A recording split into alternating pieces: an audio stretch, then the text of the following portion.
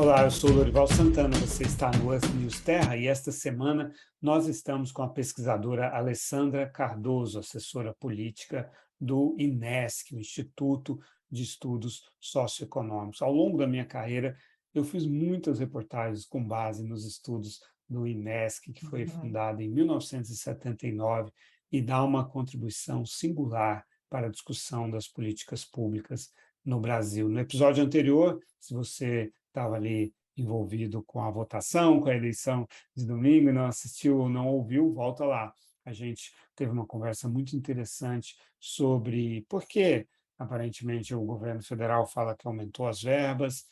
para a fiscalização, mais do que dobrou, e, no entanto, o desmatamento aumentou como se não houvesse amanhã. Os crimes ambientais, né, foram praticados. Alessandra, a gente também acompanhou no início do governo Bolsonaro, que houve uma, uma questão com os fundos, né? O Fundo Amazônia, Fundo Clima, de repente a gente, aparentemente houve um desacordo entre o Brasil e outros países com que financiavam esses fundos, mas é um emaranhado de arranjos que existem. Queria que você nos explicasse um pouco, por favor, como são esses fundos e o que aconteceu com eles. Lorival, primeiro, obrigada pelo elogio aí, que bom escutar. Esse ano a gente está, em 2022, já na expectativa de que haja um processo de fato de retomada, de reconstrução da política ambiental e socioambiental no Brasil. A gente está fazendo um esforço aí de olhar para várias fontes de financiamento, vários instrumentos de financiamento, que a gente estava falando um pouco antes, que o orçamento para o meio ambiente, no geral, ele é muito baixo. Se a gente pega aí, em termos de valor global, se a gente pega o Ministério do Meio Ambiente como um todo, que inclui o próprio Ministério do Meio Ambiente, como administração direta, o IBAMA, o ICMBio, o Jardim Florestal, o Jardim Botânico do Rio de Janeiro, é um orçamento que gira em torno de 2,9 bilhões de reais ano. Esse valor é muito pequeno para fazer toda a política ambiental no Brasil inteiro, para ir da política de, como a gente estava dizendo, de fiscalização e combate aos ilícitos e ao desmatamento e ao crime organizado na Amazônia, até passando por fiscalização, por licenciamento ambiental, passando por incentivo né, que a gente tem falado muito aí da bioeconomia, a economia da floresta, a proteção de territórios, áreas protegidas, execução da política de áreas protegidas, por exemplo, para a regularização fundiária das unidades de conservação, que é um tema tão importante, para a fiscalização e para que essas unidades de conservação tenham uma gestão realmente sustentável. Então, é muita coisa para se fazer com muito pouco dinheiro. E boa parte desse dinheiro fica como um recurso é muito pequeno, boa parte desse recurso, que é quase em torno de 60%, vai para pagar pessoal, ou seja, sobra muito pouco para fazer uma política ambiental que o Brasil precisa, que enfrente os problemas de um país de dimensão continental, com desafios gigantescos de proteção do seu meio ambiente. Então, pensando nisso, a gente começou esse ano uma série que se chama Caminhos para o Financiamento da Política Socioambiental no Brasil. Já faço a propaganda aí que as primeiras análises já estão no site do INESC, e o que a gente está olhando é exatamente isso. Olha, tem um orçamento, mas tem uma série de outros instrumentos, fundos, muitos deles não são executados, alguns deles não são executados por dentro do orçamento público, e que eles são muito importantes como instrumento de execução de uma política de meio ambiente. O primeiro que a gente fez análise foi sobre o Fundo Nacional de Meio Ambiente, que é um fundo que foi criado em 1989. Então, ele vem na esteira da criação da Política Nacional de Meio Ambiente, da construção do CONAMA, do CISNAMA, e ele vem também depois da Constituição, que garantiu, né, o nosso direito a um ambiente equilibrado, protegido, e estabeleceu também responsabilidades, não só para a sociedade, para o governo federal, mas também para os demais entes. E o Fundo Nacional de Meio Ambiente ele foi criado como instrumento financeiro para apoiar essa política que nasceu, né, que nasceu importante, que nasceu inspirada e a gente reconhece que é uma das melhores legislações ambientais do mundo, e ele nasceu com esse propósito. E a gente então começou por ele para dizer, vamos ver o que aconteceu com o Fundo Nacional de Ambiente. E a situação e a história é muito triste desse fundo, porque, na verdade, esse fundo não existe mais, hoje ele é um fundo fake,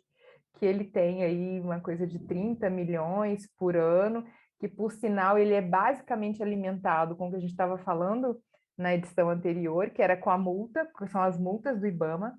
20% das multas pagas pelo IBAMA alimentam esse fundo, ou seja, falando de um fundo que pega só 20% de multas, que são muito pequenas, né? Porque o governo não cobra multas.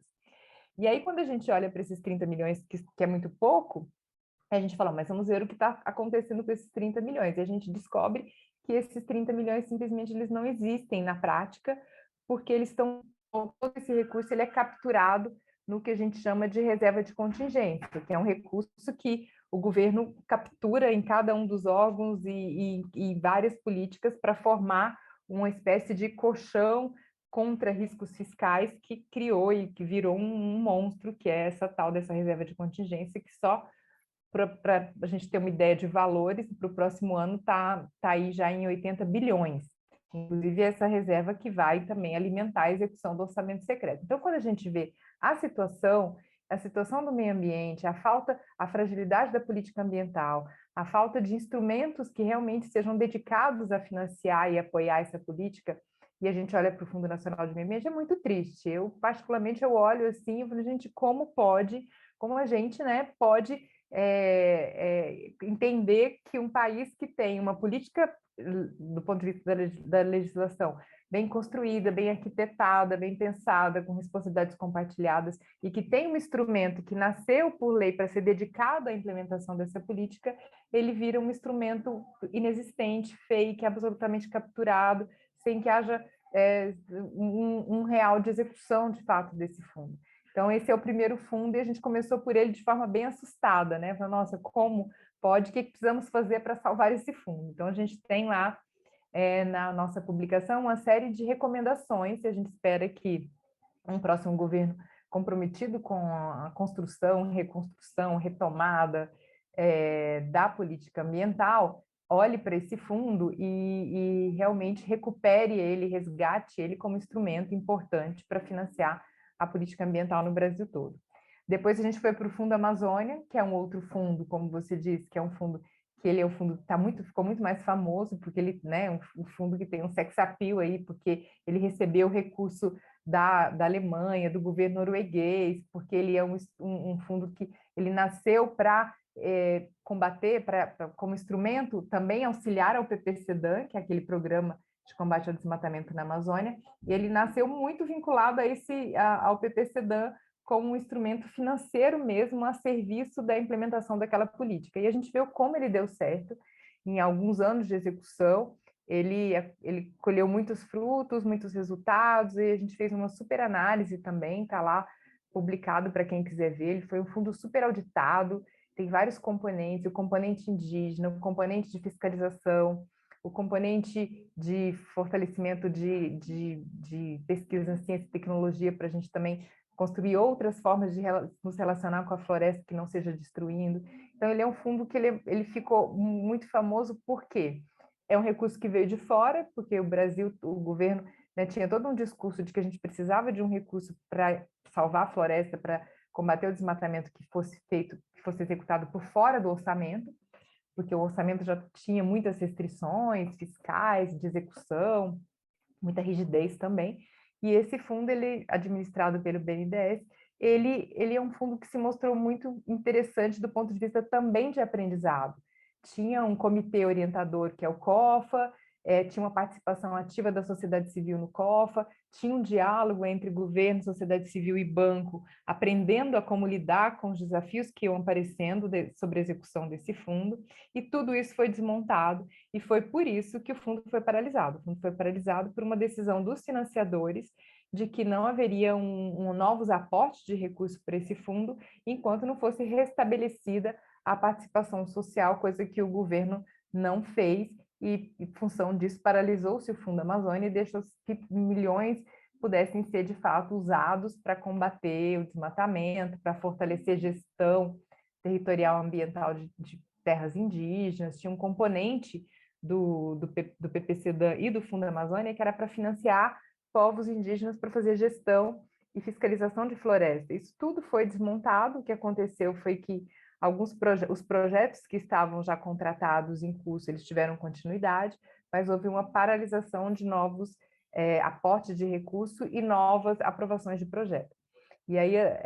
esse fundo, ele tem, por conta do aprendizado, por conta da governança dele, né, como já estava estabelecido, ele tem condições de retomar. Existe, até onde a gente pode entender, uma boa vontade dos governos de continuarem apoiando, os governos, principalmente Noruega e Alemanha, de continuarem aportando recursos, inclusive ampliarem recursos, porque agora o problema do desmatamento não é o que a gente tinha há 4 anos, há 3 anos atrás. A situação mudou, tanto porque houve uma escalada, quanto porque houve um avanço de atividades ilegais. Então, é muito importante que esse fundo seja retomado, e ele é um dos fundos mais bem preparados para ser retomado aí numa estratégia de enfrentamento ao problema do desmatamento na Amazônia. Esse é um segundo. Tem também o fundo, eu vou falando, sei que eu vou falando. E tem também o fundo... Vai falando, Eu vou porque está falando. interessante. Já falamos, então, do primeiro fundo, que é o fundo... Fundo Nacional de Meio Ambiente. Isso. Agora falamos do Fundo Amazônia e agora o Fundo do Clima, certo? Fundo Clima. E aí agora a gente está no momento em que a gente está para lançar, daqui a uma semana, 2 semanas, a gente vai lançar o estudo sobre o Fundo Clima. E é um estudo também, uma análise bem interessante, porque embora o Fundo Clima, muitas pessoas falam, conheço o Fundo Clima, já ouviu falar, mas a gente sabe muito pouco sobre a execução do Fundo Clima, sobre como funciona o Fundo Clima. E o que a gente tem descoberto, tanto nas análises quanto no diálogo com especialistas e com pessoas que acompanham de perto, é que esse fundo, ele de um lado, ele tem um potencial muito grande, porque é um fundo interessante, porque ele é um fundo, e acho que é uma das poucas experiências internacionais que existem nesse sentido, que ele capta recurso do petróleo, né, toda a coisa do crescimento do pré-sal, que investir em educação e saúde, e também meio ambiente. Então, esse fundo, ele nasce com esse espírito de se apropriar de uma parcela, ainda que muito pequena mesmo, da renda do petróleo, e usar esse recurso. Então, é um recurso dedicado, né? Um recurso que vem de um processo de exploração, inclusive do ponto de vista climático, tem que ser freado, que traz impactos sociais e ambientais em grande escala. Então, foi um arranjo interessante e uma arquitetura interessante para capturar um pedaço dessa renda do petróleo e colocar ela a serviço de um fundo do clima. O que é um fundo do clima? É um fundo que nasceu pela lei, depois pelo decreto, com o espírito de ser um fundo aí que ia financiar a nossa transição energética, que ia apoiar também ações para reduzir as emissões, principalmente nos setores também que mais emitem, que é floresta e uso da terra. E esse fundo se mostrou um fundo, na nossa análise, se mostrou um fundo com muitos problemas. De um lado, com potencial enorme, até porque também a renda do petróleo cresceu e está crescendo. Então, assim, tem sido feitos aportes de recurso para esse fundo, então, da ordem de 400 milhões por ano, e vai aumentar o ano que vem, que vai para 600 milhões. Mas quando a gente vê a capacidade tanto do Ministério do Meio Ambiente quanto do BNDES de executarem esse recurso, a gente vê que tem muitos problemas. Esse fundo, ele também tem uma outra diferença, que é uma parte do recurso é executado pelo Ministério de Meio Ambiente. E essa parte poderia estar, por exemplo, financiando processos de regeneração de floresta para pequena agricultura, processos de gestão territorial ambiental em terras indígenas, processos mais locais de gestão de resíduos sólidos. Isso a fundo perdido, ou seja, aquele dinheiro que o governo deve fazer editais, fazer chamadas e colocar esse dinheiro a serviço de uma estratégia de execução do Fundo Clima e tanto de mitigação quanto de adaptação também às mudanças climáticas que já estão aí, inclusive os desastres que têm crescido. E uma parte maior desse fundo, maior que eu digo bem maior, que é 95% dessa grana, fica com o BNDES, para o BNDES fazer empréstimos com taxa de juros subsidiadas e com um compromisso de usar esse recurso em projetos de geração de energia renovável, de equipamentos e máquinas eficientes, e aí ele pode aplicar o recurso em todas as áreas que estão previstas pelo próprio decreto. E o que a gente está vendo é que tanto no caso do recurso pequeno do Ministério do Meio Ambiente, quanto do recurso maior do BNDES, a execução está muito baixa. Foi tão assim assustador a gente ver que a gente está chegando num ciclo do Fundo Clima que a partir de 2023 vai ter um único projeto financiado, que o governo foi desmontando, foi deixando de fazer editais, foi deixando de, no caso do Ministério do Meio Ambiente, foi deixando de chamar editais, de contratar, até a gente chegar à situação em que a gente tem 3, 4 projetos que se encerram esse ano e o ano que vem tem mais um projeto de um recurso que está represado lá e há anos, porque ele tem já 13 anos de vida, esse fundo. Então, assim, a situação é complexa porque a gente está falando da falta de recursos para a política de meio ambiente e, ao mesmo tempo, a gente vê que existem diversos fundos com muito recurso, com uma baixa capacidade de execução e com uma falta de decisão política e de visão estratégica de como colocá-los a serviço de uma estratégia de uma política nacional de meio ambiente e de enfrentamento às mudanças climáticas e de, inclusive, para que o Brasil consiga, de fato, cumprir o Acordo de Paris e cumprir a sua chamada NDC, né? Essa contribuição nacionalmente determinada, que é aquilo que o governo brasileiro apresentou como a sua contribuição aí no âmbito do Acordo de Paris. E esses fundos todos são importantes. O que a gente está vendo agora é que a gente não pode falar do financiamento da política socioambiental sem olhar para o que está acontecendo com esses diversos instrumentos. Parece uma agenda muito grandiosa, mas, assim, tanto na sociedade civil quanto vários pesquisadores já sabem que é possível retomar com alguns ajustes, com alguma reorientação, mas que o Brasil tem condição de retomar rapidamente um financiamento robusto, com uma visão estratégica, usando vários instrumentos, daí por isso a gente acha importante essa contribuição do INESC de olhar para cada um desses fundos e dizer, olha, vamos por aqui, o que pode ser feito? Os documentos, eles terminam sempre com recomendações bem objetivas. O que precisa de mudança de lei, o que precisa de mudança de decreto, o que pode depender só de uma ação discricionária mesmo do Poder Executivo, para que esses fundos sejam retomados ou aperfeiçoados e sejam melhor geridos, executados. A gente também está fazendo uma análise é o último dessa série, que é o Fundo Verde para o Clima. E é um fundo também muito interessante, a gente vê como eles são complementares e auxiliares a uma estratégia de financiamento da política socioambiental. Esse fundo, ele é um fundo internacional, ele é vinculado ao Acordo de Paris, ele é um fundo que nasceu com esse esforço de captar recursos para financiar, para apoiar os países na implementação da sua política climática e no cumprimento das suas NDCs. E esse fundo, o Brasil foi o primeiro país, na verdade, a receber recursos desse fundo, e ele é um fundo que a gente chama de pagamento por resultado de redução de emissões, que tem a ver com aquilo que a gente está falando. Nos últimos anos,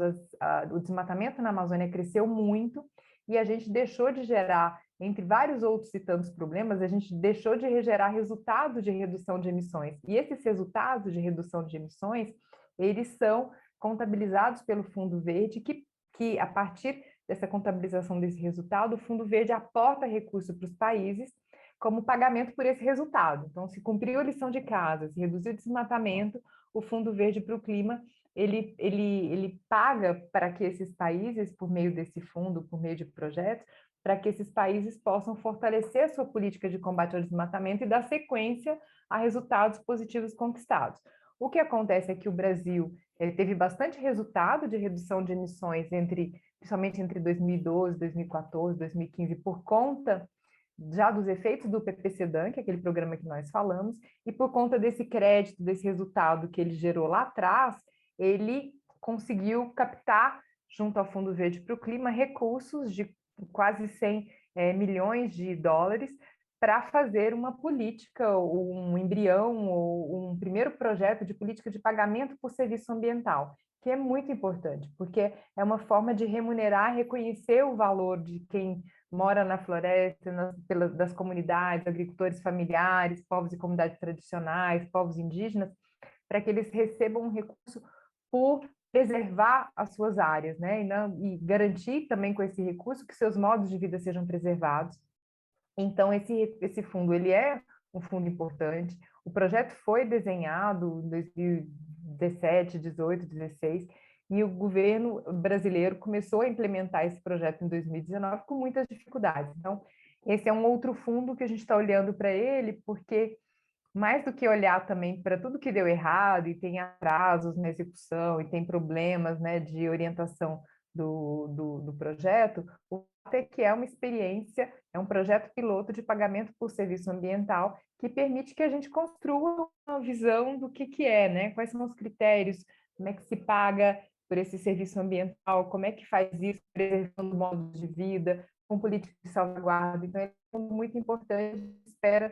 que essa análise que o Inesc vai trazer, que é uma análise que também é produto do diálogo com instituições e com pessoas que têm acompanhado, contribuam para que também a gente possa, a partir dessa experiência, ter aí a possibilidade de avançar com uma estratégia de pagamento por serviço ambiental vinculada aí à preservação e o reconhecimento dos direitos dos povos e comunidades tradicionais e de respeito a modos de vida, né, o que é fundamental.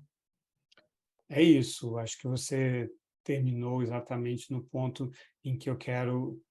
começar o próximo episódio, que é quais são as soluções, o que o Inesc, o que vocês